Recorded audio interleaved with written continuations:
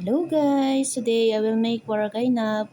Ito may naglagay ako ng onion, tomato, and patata. Diyan. Tapos ito ilalagay ko yan. I-arrange ko yan guys. Tapos mamaya ano ko ng lemon. Ito. Nagawa na ito guys. Matagal na. Nasa freezer para hindi lang masira. Yan.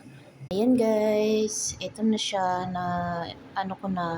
Magtutunaw na ako ng butter, tapos lemon, maraming lemon yan guys. Ito na guys, balat-balat ko ang aking Maggi. Ito na guys, sasalang ko na siya. Nilagay ko na rin yung kinuna ko kaninang lemon, butter, tsaka Maggi. Yan.